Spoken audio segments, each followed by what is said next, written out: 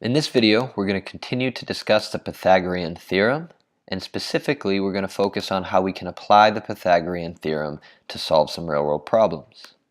The first objective today remains the same. It's to understand the Pythagorean theorem is this formula a squared plus b squared equals c squared, which allows us to find a missing side length if we know two sides of a right triangle. Today our big job is going to be to start learning how can we apply this formula to solve some real-world word problems that require us to apply the Pythagorean theorem. The first example we're going to look at today, they give us a soccer field, a rectangle, and they say what is the length of the diagonal for the soccer field shown below.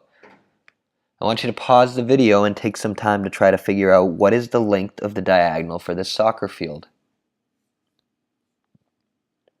Welcome back. Here's how I would approach the problem. I see that a soccer field is a rectangle, and I know rectangles make 90-degree angles. So as I keep that in mind, that a rectangle is going to make a 90-degree angle, I realize that if I split a rectangle in half with a diagonal, I create two right triangles. As you see here, I'm mapping a right triangle because this is a 90-degree angle in the corner of the soccer field. I know two side lengths of the right triangle, so I know Pythagorean theorem would be perfect. The question is, which of the two formulas would be easiest to use? They both work, a squared plus b squared equals c squared, or this other version that we're calling c squared minus a squared equals b squared. I would use the first version here today for this problem, specifically because I know the two short sides, a and b, and I'm trying to find the diagonal, the hypotenuse, which is c.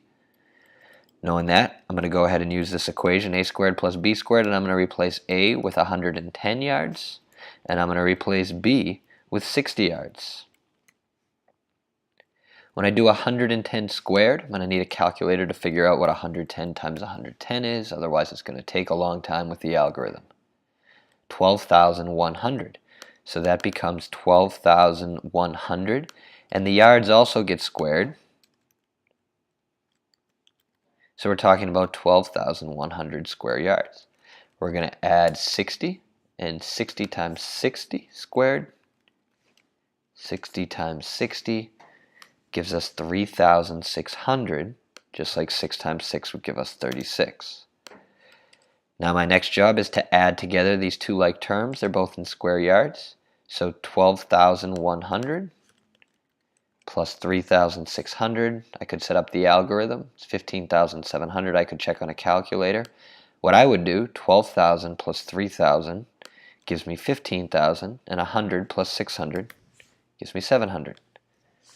So I get 1,500 yards squared, and that's still equal to c squared. What's the last step of this equation? We know this is not 15,000 yards across the soccer field. C is still squared. I need to get rid of the squared. What's the inverse operation? We need to take a square root from both sides.